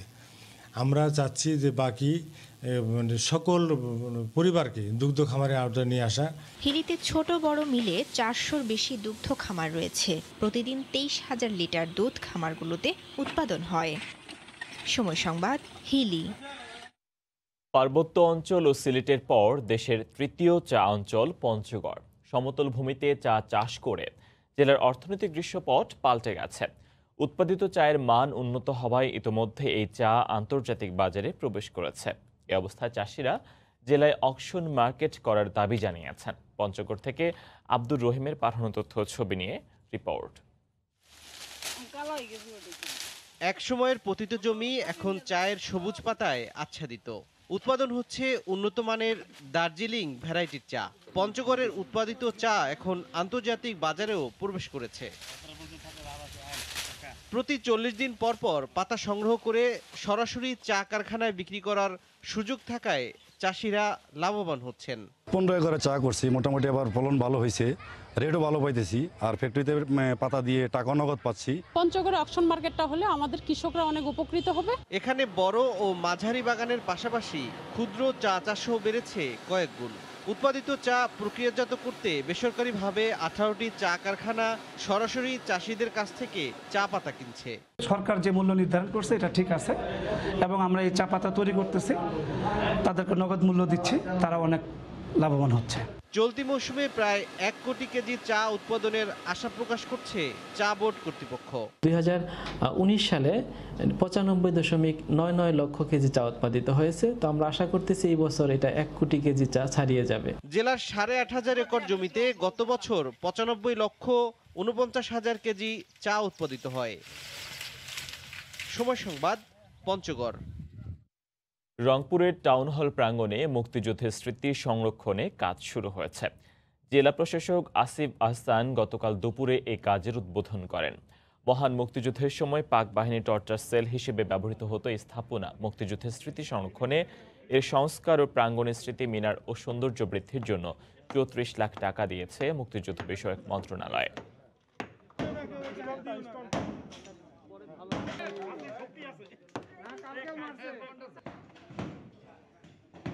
এখানে একটা স্মৃতিসৌধ থাকবে এবং সুন্দর পার্কের মতো, এটা আমরা একটা টাইপ মডেল যেটা মুক্তিযোদ্ধা মন্ত্রণালয় অনুমোদন করেছে এবং আমাদের এলজিডির মাধ্যমে এটা বাস্তবায়ন করা হচ্ছে। অন্যান্য ফ্যাসিলিটি যেগুলো থাকবে সেগুলোও থাকবে। লাইসেন্স পাওয়ার পর টাওয়ার নির্মাণের শর্ত মানেনি 4 প্রতিষ্ঠানের কেউই। বিটিআরসির চাপে 2 বছর পর 3 অপারেটর কাজ শুরু করলেও অন্যটি আটকে আছে আলাপ আলোচনাতেই। তারপরও নেটওয়ার্ক সেবার বিশৃঙ্খল পরিস্থিতির দায় নিতে চান না টাওয়ার অপারেটররা। এমনকি 2 বছরের বকেয়া লাইসেন্স নবায়ন ফি প্রায় 45 কোটি টাকাও পরিশোধ করতেও নারাজ তারা, যদিও বকেয়া আদায়ে কোনো ছাড় দেওয়া হবে না বলে সাফ জানিয়েছে বিটিআরসি। শুভ খানের রিপোর্ট। 2018 সালের নভেম্বরে 4 প্রতিষ্ঠানকে টাওয়ার নির্মাণের লাইসেন্স দেওয়ার সময় নেটওয়ার্ক সম্প্রসারণে 5টি শর্ত দেয় বিটিআরসি। এর মধ্যে প্রথম বছর বিভাগীয় শহরে এবং দ্বিতীয় বছর জেলা শহরে নেটওয়ার্ক নিতে হবে। শুধু তাই নয়, দ্বিতীয় বছর থেকে বার্ষিক লাইসেন্স ফি 5 কোটি টাকার সঙ্গে বিটিআরসির সাথে 5.5% হারে করতে হবে রাজস্ব ভাগাভাগি। সামাজিক দায়বদ্ধতা তহবিলে দিতে হবে আরও 1%। তবে মুঠোফোন ও টাওয়ার প্রতিষ্ঠানের মধ্যে সেবা সংক্রান্ত চুক্তি জটিলতায় 2 বছর ধরে ঝুলে আছে নেটওয়ার্ক শেয়ারিং কার্যক্রম। ফলে গ্রাহক সেবা দিতে হিমশিম খাচ্ছে মুঠোফোন অপারেটররা। কোয়ালিটিটা ডেটোরিয়েট করছে। আমাদের কাস্টমারদের কমপ্লেইন থেকেই যাচ্ছে যে অনেক ক্ষেত্রে তারা যথাযথ স্পিড পাচ্ছেন না। অবশেষে বিটিআরসির হস্তক্ষেপে কেটেছে সেই জটিলতা। টাওয়ার নির্মাণের কাজ শুরু করেছে টাওয়ার অপারেটররা। যদিও 2 বছর ধরে চলা জটিলতার দায় বিটিআরসির ওপরই চাপাচ্ছে টাওয়ার অপারেটররা। দিতে চায় না 2 বছরের বকেয়া রাজস্ব। Service level agreement BTRC set করে দিবে। 3 বার এই এসএলএটা সেট হয়েছে, এগ্রিমেন্ট হয়নি। মোবাইল অপারেটররা অনেক জায়গাতে অবজেকশন ছিল, আমরা ব্যবসা করতে পারিনি। প্রথম 2 বছরের লাইসেন্স, অ্যানুয়াল লাইসেন্স ফি মওকুফ করা হয়। বিটিআরসি বলছে সেবা সংক্রান্ত চুক্তি নির্ধারণের দায়িত্ব তাদের নয়, কোনো সুযোগ নেই পাওনা আদায়ে ছাড় দেওয়ারও। 2 পক্ষ যদি আসলে না পারে তখন বিটিআরসি ইন্টারফেয়ার করে আসলে করে দেবে। যদি তারা ফি কমানোর কথা বলে বিটিআরসি কিছু করতে পারবে না, বিটিআরসি এটাকে সরকারের কাছে উপস্থাপন করবে। সম্প্রতি বিটিআরসির সঙ্গে বৈঠকে সারা দেশে 350টি উচ্চ ক্ষমতা সম্পন্ন টাওয়ার নির্মাণ করা হচ্ছে বলে জানিয়েছে 4 টাওয়ার অপারেটর। শুভ খান, সময় সংবাদ, ঢাকা। মাত্র 12 দিনে রেকর্ড $100 কোটি রেমিটেন্স পাঠিয়েছেন প্রবাসী বাংলাদেশিরা। গতকাল অর্থ মন্ত্রণালয়ের পাঠানো এক সংবাদ বিজ্ঞপ্তিতে এ তথ্য জানানো হয়েছে। এতে বলা হয়, দেশের ইতিহাসে একক মাসের 12 দিনে এর আগে কখনো এত পরিমাণ অর্থ আসেনি। চলতি 2020-21 অর্থ বছরে জুলাই থেকে 12 নভেম্বর পর্যন্ত মোট রেমিটেন্স এসেছে প্রায় $10 বিলিয়ন। গত 2019-20 অর্থ বছরে একই সময় রেমিটেন্স এসেছিল প্রায় $7 বিলিয়ন, যা গত বছরের একই সময়ের চেয়ে অন্তত 43% বেশি। প্রবাসী আয়ের এই ঊর্ধ্বমুখী প্রবণতার জন্য সরকারের 2% নগদ প্রণোদনা সহ বিভিন্ন পদক্ষেপ ইতিবাচক ভূমিকা পালন করেছে বলে মনে করেন অর্থমন্ত্রী।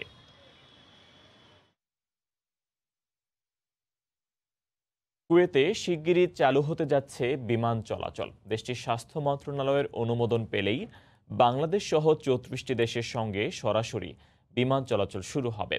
কুয়েত থেকে বিস্তারিত জানিয়েছেন শরীফ মোহাম্মদ মিজানুর রহমান। শীঘ্রই চালু হতে যাচ্ছে নিষিদ্ধ দেশগুলোর মধ্যে ফ্লাইট চলাচল। কুয়েতে স্বাস্থ্য মন্ত্রণালয়ের অনুমোদন পেলেই চালু হবে সরাসরি ফ্লাইট। কুয়েত বিমানবন্দর কর্তৃপক্ষ 17 নভেম্বর থেকে 24 ঘন্টা কাজ পরিচালনা করবে বলে জানিয়েছেন।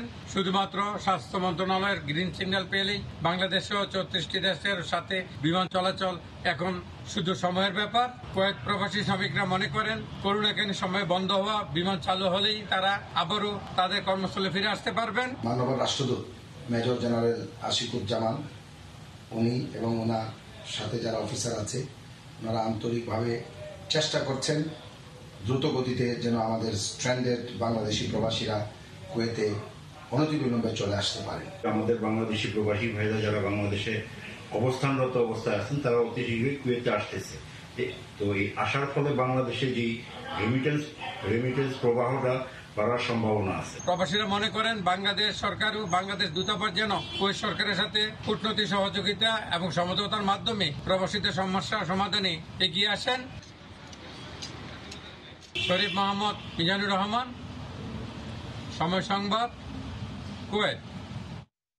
অস্ট্রেলিয়ায় করোনা পরিস্থিতির সবশেষ খবর জানাতে আমাদের সঙ্গে সিডনি থেকে সরাসরি যুক্ত হচ্ছেন সহকর্মী এস.এম. আমিনুল রুবেল। যাচ্ছি তার কাছে। রুবেল। ধন্যবাদ ফয়সাল। শুভ সকাল। অস্ট্রেলিয়ার জন্য যথেষ্ট শুভ সকাল আজকে। অস্ট্রেলিয়াতে গত কিছু দিনে প্রায় 1 মাস যাবৎ করোনার প্রাদুর্ভাব কিন্তু অনেকটাই কমে এসেছে। আপনারা জেনে থাকবেন যে অস্ট্রেলিয়ার ভিক্টোরিয়া অঙ্গরাজ্যে কিন্তু গত 3.5 মাসে, জুন মাসের মাঝামাঝির পর থেকেই আসলে দ্বিতীয় পর্যায়ে যে করোনা আক্রান্ত রোগীর সংখ্যা বাড়তে শুরু করেছিল, যেটিকে দ্বিতীয় প্রবাহ বলা হচ্ছে, সেখানে কিন্তু প্রায় 20,000 জনের মতো করোনা আক্রান্ত হয়েছে এবং সেখানে 800 জন মানুষ কিন্তু মারা গেছে ভিক্টোরিয়া অঙ্গরাজ্যে। এটি কিন্তু আধুনিক অস্ট্রেলিয়ার জন্য সবচেয়ে বড় প্রাকৃতিক বিপর্যয় হিসেবে ধরা হয়। এত মানুষ কখনোই অস্ট্রেলিয়াতে প্রাকৃতিক বিপর্যয় বা এরকম রোগ বালায় মারা যায়নি। তো ভিক্টোরিয়া এবং মেলবোর্নের অবস্থা কিন্তু এখন যথেষ্ট উন্নতি হয়েছে। আপনাদেরকে জানিয়ে দিই, গত 18 দিনে কিন্তু ভিক্টোরিয়াতে একজনও স্থানীয় কেউ করোনা আক্রান্ত হয়নি। এদিকে NSW, যেটি অস্ট্রেলিয়ার সবচেয়ে বেশি জনসংখ্যা এবং বাংলাদেশি জনসংখ্যাও সবচেয়ে বেশি এখানে বসবাস করে, যেখানে সিডনি শহর অবস্থিত, সেখানে কিন্তু গত 10 দিনে, একটানা 10 দিনে স্থানীয় কেউ করোনা আক্রান্ত হয়নি। যদিও করোনার ভয় কিন্তু অস্ট্রেলিয়া থেকে এখনো যায়নি। গত 3 দিন আগে অস্ট্রেলিয়ার অ্যাডিলেডে, যেখানে সাউথ অস্ট্রেলিয়ার অ্যাডিলেডে, সেখানে কিন্তু একজন ফরেনার, বিদেশি সেখানে এসেছিল এবং একটি হোটেল থেকে কিন্তু সেখানে 20 জন করোনা আক্রান্ত হয়েছে গত 3 দিনে। এবং তারা কিন্তু স্থানীয়ভাবে ছড়িয়ে গেছে। বিপদ বোঝার আগেই কিন্তু অনেকে করোনা আক্রান্ত হয়েছে।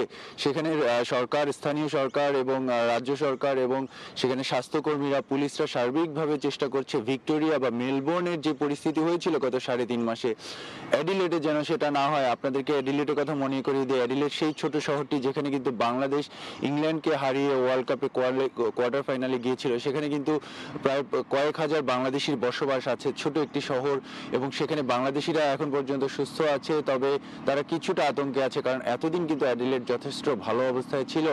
অস্ট্রেলিয়ার আসলে অনেক বড় একটি দেশ, এখানে স্টেটগুলো একটি থেকে আরেকটি অনেক দূরে, শহরগুলো একটি থেকে অনেক দূরে।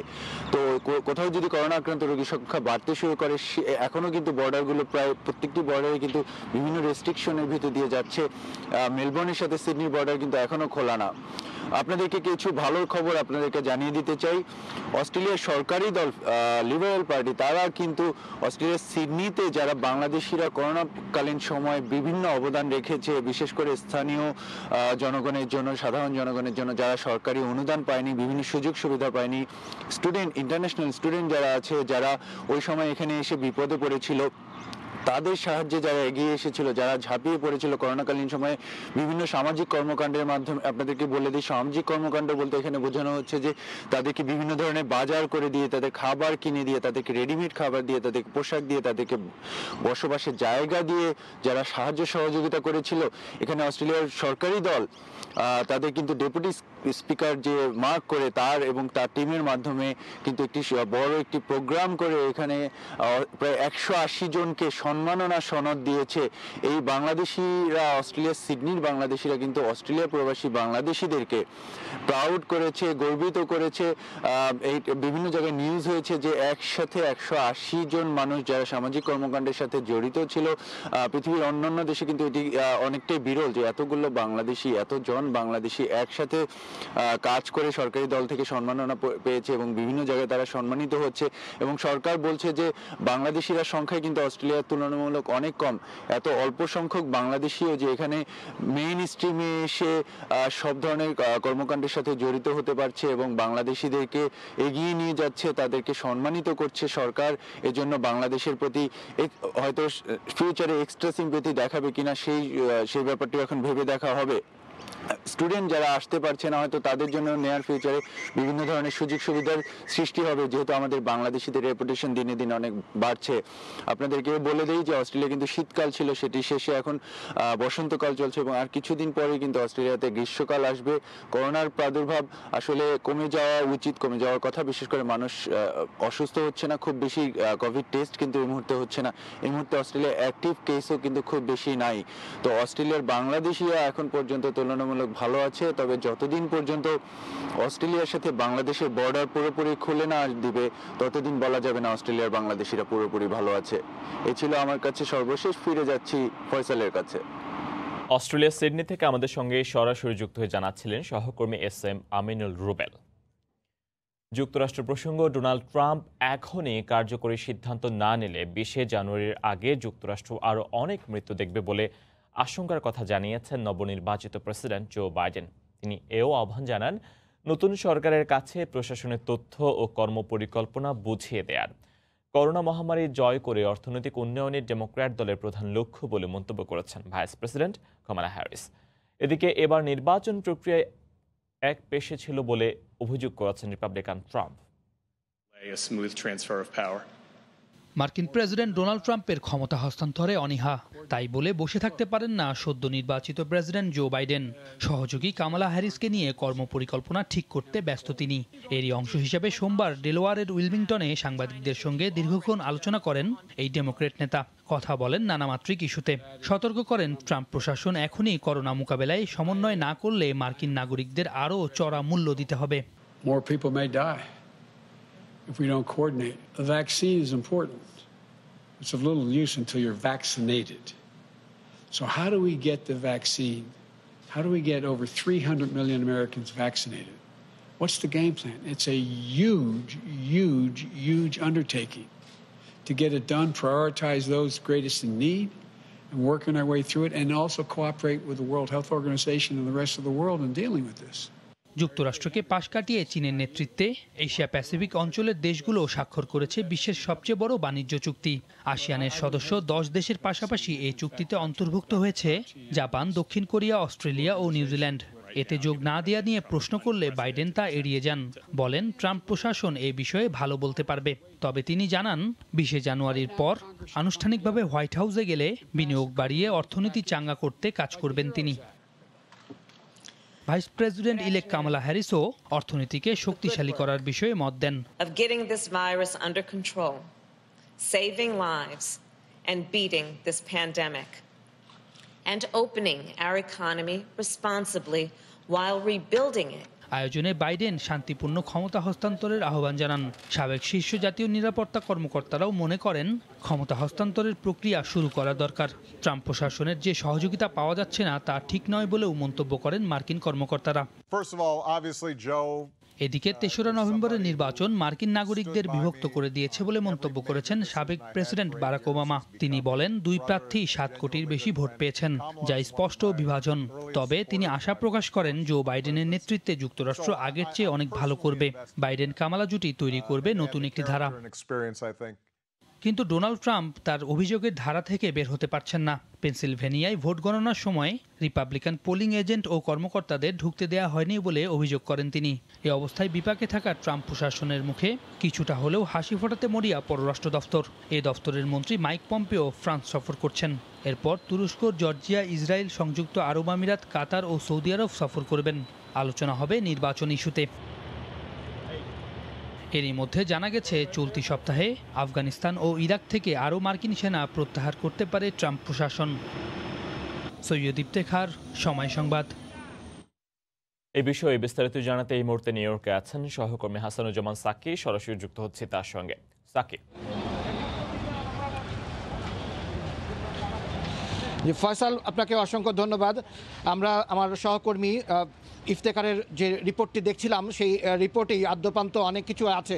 এই রিপোর্টের মধ্যেই একটি বিষয় রয়েছে, সেটি হচ্ছে যে যখন জানুয়ারির 20 তারিখে যখন ক্ষমতা হস্তান্তরের একটি প্রক্রিয়া শুরু হবে, সেটি আর বেশি দিন নেই। এর মধ্যে প্রেসিডেন্ট ডোনাল্ড ট্রাম্প তিনি পরাজয় স্বীকার করে নিচ্ছেন না। এই অবস্থায় পররাষ্ট্রমন্ত্রী মাইক পম্পেও তিনি বিদেশ সফর করছেন এবং সেখানে বিদেশ সফর করার পাশাপাশি তিনি নির্বাচন নিয়েও সেখানে বিভিন্ন দেশের নেতৃবৃন্দের সঙ্গে আলোচনা করবেন। এই বিষয়টি কেন এখন এই ক্ষমতা হস্তান্তরের 2 মাস আগে, 1.5 মাস আগে এটি করা হচ্ছে, সেই বিষয়টি নিয়েই কিন্তু এখন আলোচনা চলছে, বিশেষজ্ঞরা আলোচনা করছেন। পাশাপাশি আরও একটি বিষয় এখানে যুক্তরাষ্ট্রের রাজনীতিতে এবং কূটনীতিতে এই মুহূর্তে আলোচিত বিষয় হয়ে উঠেছে, সেটি হচ্ছে যে আফগানিস্তান এবং ইরাকে যে সৈন্য প্রত্যাহার করে নেওয়ার ব্যাপারটি। সেখানে আজকে সাংবাদিকদের বলা হয়েছিল বাইডেনকে এই বিষয়ে প্রতিক্রিয়া জানানোর জন্য, কিন্তু বাইডেন কিন্তু প্রতিক্রিয়া জানাননি। আমরা জানি যে যুক্তরাষ্ট্রের প্রেসিডেন্ট শুধু যুক্তরাষ্ট্রের প্রেসিডেন্ট নয়, যুক্তরাষ্ট্রের একটি রাজনৈতিক এবং কূটনৈতিকভাবে সারা পৃথিবীকে একটি প্রভাব বিস্তার করে রাখে। তারই অংশ হিসেবে যে আফগানিস্তান এবং ইরাক যুদ্ধের সময় যে সৈন্য মোতায়েন করা হয়েছিল, সেই সৈন্য মোতায়েনের প্রত্যাহার করে নেওয়ার বিষয়টিও কিন্তু কেন এই মুহূর্তে সৈন্য প্রত্যাহার করে নেওয়া হচ্ছে, সেই বিষয়েও কিন্তু আলোচনা হচ্ছে। পাশাপাশি নির্বাচন নিয়ে যখন এই অস্থিরতা, তখন কিন্তু আরেক অস্থিরতা দেখা দিয়েছে করোনা মহামারী নিয়ে। আজকে একদিনে যুক্তরাষ্ট্রে কিছুক্ষণ আগে 10 মিনিট আগে ওয়ার্ল্ডোমিটারের তথ্য অনুযায়ী আমার কাছে 1,57,000 মানুষ যুক্তরাষ্ট্রে করোনায় আক্রান্ত হয়েছেন মাত্র 24 ঘন্টায়। যদিও প্রতিদিন 1200, 1300 বা 1500 করে মানুষ মারা যাচ্ছেন, আজকে 1000-এর নিচে মানুষ মারা গিয়েছেন, কিন্তু আজকেও কিন্তু 700-র বেশি মানুষ মারা গিয়েছেন। এই অবস্থায় নিউ ইয়র্কে, যেখানে বাংলাদেশি অধ্যুষিত, সেখানে কিন্তু ব্যবসা বাণিজ্য কিছুটা স্থবির হয়ে পড়েছে। আবারও রাত 10টার পরে রেস্টুরেন্ট বন্ধ করে দেওয়ার নির্দেশ দেওয়া হয়েছে। সামগ্রিকভাবে এখন আমি একটু কথা বলবো একজন ব্যবসায়ী, তিনি স্থানীয় একজন রেস্টুরেন্ট ব্যবসায়ী এবং স্টার কাবাবের স্বত্বাধিকারী সিইও জামান চৌধুরী। আপনি একটু বলবেন যে এখানকার করোনা পরিস্থিতিটা কেমন? আপনি তো খুব একদম বাংলাদেশি অধ্যুষিত এলাকায় থাকেন, একটু আপনার ব্যবসা বাণিজ্য কেমন চলছে? Thank you mister Shakib. আসলে ব্যবসা বাণিজ্য কিছুদিন আগে মোটামুটি খারাপ করিনি, কিন্তু হঠাৎ করে আবার করোনা বেড়ে যাওয়াতে আমাদের 10টার মধ্যে বন্ধ করার নির্দেশ দিয়েছে, যার ফলে অনেকটা স্থবির হয়ে পড়ছে। এখন লোকজনেরও তেমন সমাগম দেখি না, তা জানি না ভবিষ্যতে কি হবে। তবে আমরা সবাই ইনশাল্লাহ, আপনারা সবাই দোয়া করবেন যেন এই ইয়ার থেকে আমরা রক্ষা পাই, এবং এই বললাম। অনেক ধন্যবাদ জামান চৌধুরী। আপনি শুনছিলেন যে বাংলাদেশিরা যারা ব্যবসায়ী আছে, রেস্টুরেন্ট ব্যবসায়ী আছে, তারা কিন্তু ভালো নেই। ক্ষুদ্র ব্যবসায়ীদের জন্য ডোনাল্ড ট্রাম্প ভালো ছিলেন অনেকেই বলেন। আমি একজন ক্ষুদ্র ব্যবসায়ীর সঙ্গে কথা বলবো, জনাব শাহজাহান সম্রাট। আমি জানি না উনি কোন দলের সমর্থক, কিন্তু আপনাকে একটু কাছে আসবেন, আপনি একটু বলবেন যে এই যে ডোনাল্ড ট্রাম্প যে ক্ষমতা হস্তান্তর করছে না, এই বিষয়টি নিয়ে আপনি কিভাবে দেখেন, এবং আপনি একজন ক্ষুদ্র ব্যবসায়ী হিসেবে এই এখনকার যে নতুনভাবে করোনা যে দ্বিতীয় ধাপে যুক্তরাষ্ট্রে এসেছে, এই আপনি কতটুকু এফেক্টেড হচ্ছেন? ধন্যবাদ আপনাকে। বর্তমান প্রেক্ষাপটে আমেরিকা এমন একটি রাষ্ট্র, যে রাষ্ট্র পৃথিবীর প্রত্যেকটা দেশকে শাসন করে। সে অনুযায়ী, আমেরিকার রেওয়াজ অনুযায়ী প্রেসিডেন্ট ট্রাম্প যা করছেন সেটা নিয়ে আমরা শঙ্কিত। কেননা প্রত্যেকটা নির্বাচনের পরে আমেরিকাতে প্রত্যেকটা পরাজিত প্রার্থী বিজিত প্রার্থীকে অভিনন্দন জানায়, কিন্তু বর্তমান প্রেক্ষাপটে ট্রাম্প যা করছেন আমেরিকার ইতিহাসে এক কলঙ্কজনক অধ্যায়, যেটা নিয়ে পৃথিবীর প্রত্যেকটা দেশ শঙ্কিত, এবং আমরা আমেরিকার নাগরিক হিসাবে আমরা লজ্জিত। আরেকটি বিষয় না বললেই নয়, বর্তমান প্রেক্ষাপটে বিগত দিনে আমাদের এখানে যারা বেকার ছিলেন তাদের স্টামুলাস যা চলছিল, বর্তমান প্রেক্ষাপটে নিউ ইয়র্কে সেটা বন্ধ করে দিয়েছেন, যার ফলে এইখানে যারা অল্প আয়ের মানুষ তাদের অনেক সমস্যা তৈরি হচ্ছে। জানি না আমরা আগামী দিনে কিভাবে জীবন যাপন করব। অনেক ধন্যবাদ আপনাকে জনাব সম্রাট। আপনি শুনছিলেন যে এখানে করোনা মহামারীর মধ্যে কিন্তু এই সরকার কিন্তু নানান ধরনের প্রণোদনা প্যাকেজ দিয়েছিল। এখন নতুন করে আবার করোনা ভাইরাস অ্যাটাক করার কারণে সেটাতে এই বাংলাদেশিরা আবার কি অবস্থায় যাবেন এই ব্যাপারে আশঙ্কা দেখা দিয়েছে। আমি একটু কথা বলবো আরও একজন ব্যবসায়ী, স্থানীয় ট্রাভেল এজেন্ট ব্যবসায়ী, হেরিটেজ ইয়ার এক্সপ্রেসের প্রেসিডেন্ট সুলতান, জনাব সুলতান, আপনি একটু বলবেন যে বাংলাদেশ থেকে তো অনেক বিমান আসা যাওয়া করেছে, এখন তো আবার করোনা ভাইরাস দেখা দিয়েছে, এর মধ্যে আপনাদের ট্রাভেল ব্যবসাটা কেমন? আসসালামু আলাইকুম। ট্রাভেল ব্যবসা মোটামুটি আবার ভালোই শুরু হয়েছে। এখন প্লেন কম গেলেও মোটামুটি চলতেছে। তবে করোনা বাড়লেও এখন মানুষের ইমিউন সিস্টেম বাড়ছে, ডাক্তাররা এখন জানে কীভাবে চিকিৎসা করতে হবে অ্যাকিউরেটলি। প্লাস নতুন খবর আছে, খুশির খবর, যেটা গত কয়েকদিন আগে আপনারা জানেন ফাইজার করোনা ভ্যাকসিন বের করেছেন, এবং আজকের নতুন একটা সুখবর যেটা মডার্না নিউ ইয়র্কের, এরা ভ্যাকসিন 94.5% অ্যাকুরেসি নিয়ে ভ্যাকসিন আবিষ্কারের ঘোষণা দিয়েছে। এটা আশা করি এটা আরেকটা খুশির খবর যে এটা অনলি ফাইজারের ভ্যাকসিনটা -70 ডিগ্রি সেন্টিগ্রেডে প্রিজার্ভ করতে হয়, কিন্তু মডার্নারটা -10 থেকে -20 ডিগ্রির মধ্যে করা যায়, যার জন্য এটা নিয়ে সবাই আশাবাদী। সম্ভবত আর 1-1.5 মাসের মধ্যে মার্কেটে চলে আসবে ভ্যাকসিনটা। এবং এখন ট্রাভেলের যে ব্যাপার খুব মোটামুটি আগের থেকে ভালো, প্লেন যাচ্ছে আসতেছে, কাউকে কোয়ারেন্টাইনে থাকতে হচ্ছে না করোনা PCR টেস্ট করলেই।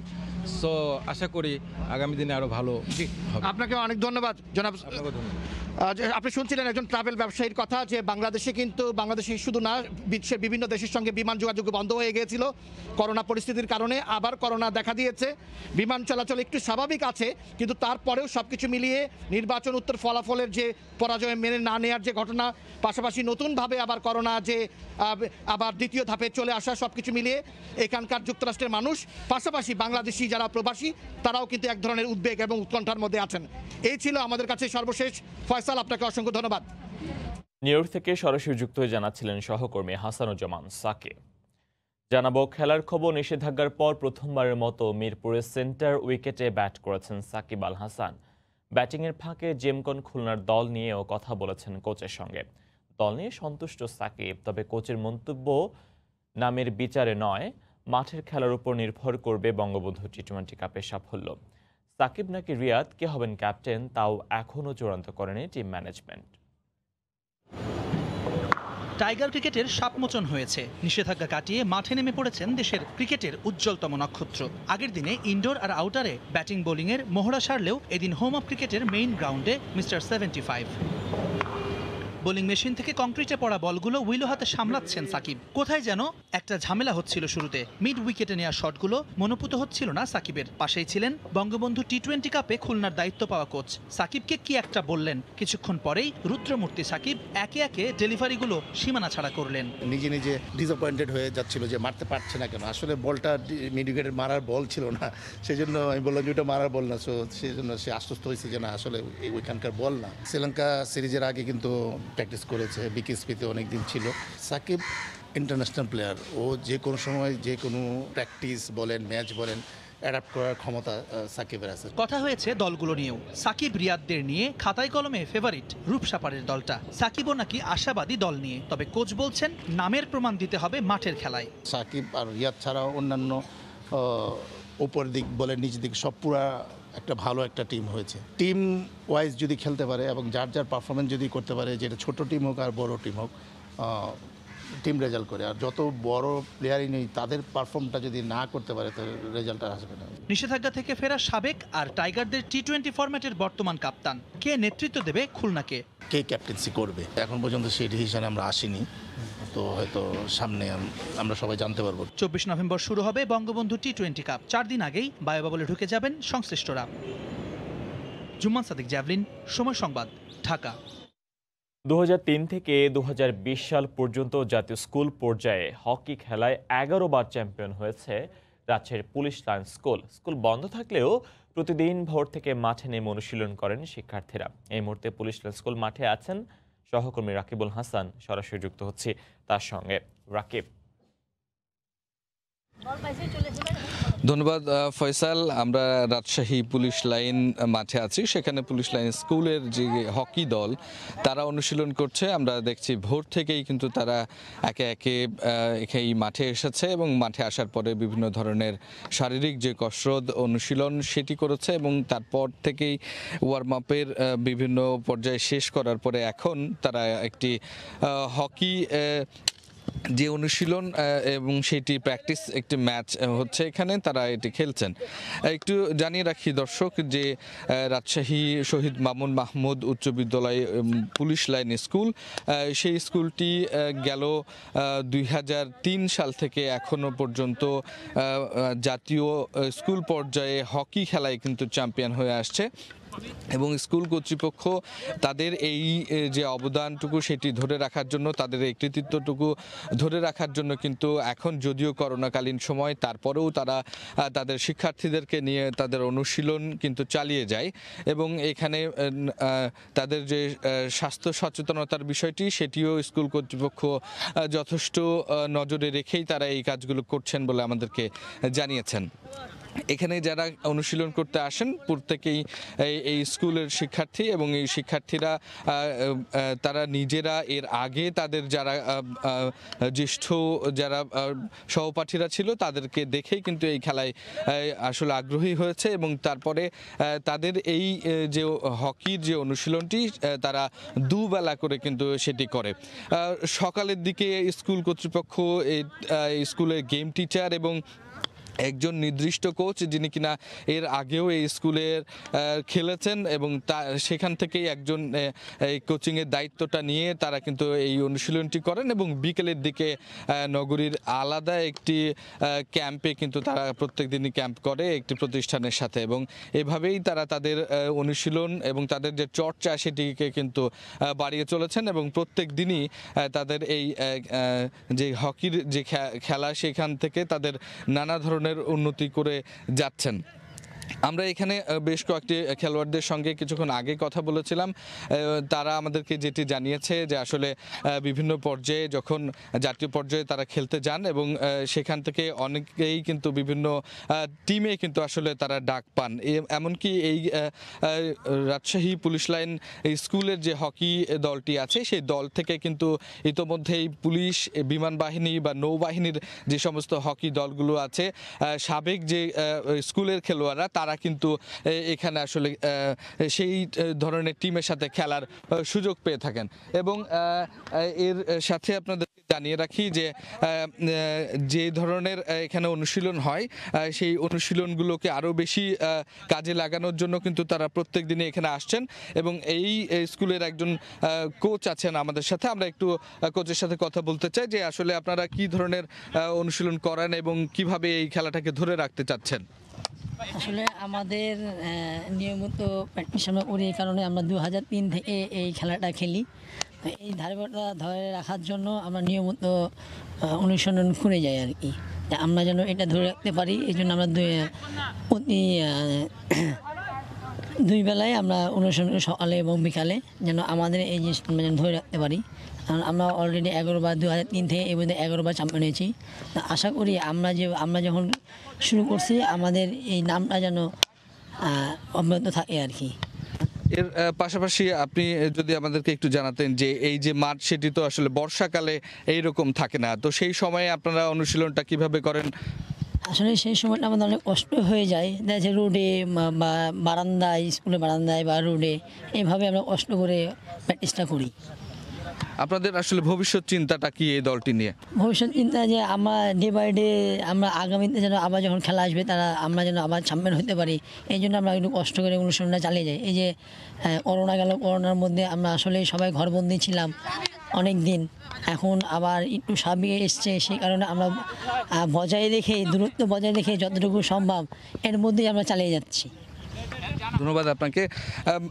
দর্শক আপনাদেরকে জানিয়ে রাখি যে রাজশাহী যে পুলিশ লাইন স্কুল, সেই পুলিশ লাইন স্কুল কিন্তু বিভিন্ন ধরনের অনুশীলন তারা করছে এবং এই হকির উন্নয়নের জন্য এখানকার যারা স্কুল কর্তৃপক্ষ আছে তারা যেটি বলছেন যে তারা তাদের ফেডারেশনের কাছে বেশ কিছু দাবি আছে এবং জেলা ক্রীড়া সংস্থা যদি তাদেরকে কোনো ধরনের সহযোগিতা করে তাহলে এই খেলার মানটিকে আরও খানিকটা উন্নতি করতে পারবেন তারা এবং এর পাশাপাশি জাতীয় পর্যায়েও তাদের অবদানটি অব্যাহত থাকবে এবং জাতীয় দলের যে পাইপলাইনের যে খেলোয়াড় হিসেবে তারা যারা স্বপ্ন দেখছেন সেই স্বপ্নটি বাস্তবায়ন করতে সম্ভব হবে। তো ফয়সাল, এই ছিল রাজশাহী থেকে আমার কাছে সর্বশেষ।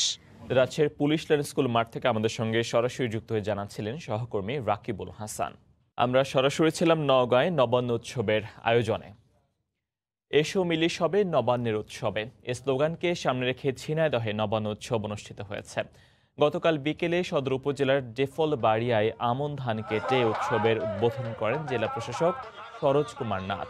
ডেফলবাড়ি মাধ্যমিক বিদ্যালয় মাঠে আয়োজন করা হয় সাংস্কৃতিক অনুষ্ঠানে, সেখানে পরিবেশিত হয় নবান্নের গান।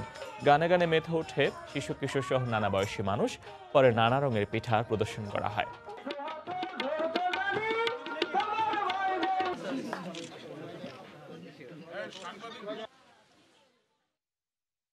এ পর্যায়ে শীর্ষ সংবাদ জানিয়ে দিচ্ছি আরেকবার। করোনার দ্বিতীয় ঢেউ নিয়ে চরম উদাসীনতা নেই মাস্ক পরার বালাই, দ্রুত শনাক্ত ও এলাকা ভিত্তিক ব্যবস্থা নেওয়ার তাগিদ বিশেষজ্ঞদের। কোভিড-19 টিকা নিয়ে মডার্নার সাফল্যে আশাবাদী বিশ্ব স্বাস্থ্য সংস্থা। ডিসেম্বরে আরেক মার্কিন প্রতিষ্ঠান ফাইজার 33 লাখ ডোজ ভ্যাকসিন আনছে আয়ারল্যান্ডে। এবং হকার সবজি বিক্রেতা বুট পলিশওয়ালা নগদ টাকার বদলে লেনদেন করতে পারবেন মোবাইলে। ডিজিটাল ব্যাংকিং সুবিধা পেতে দরকার হবে না টিআইএন ট্রেড লাইসেন্স। এই ছিল ভোরের সময়ে, সঙ্গে থাকুন সময়ের।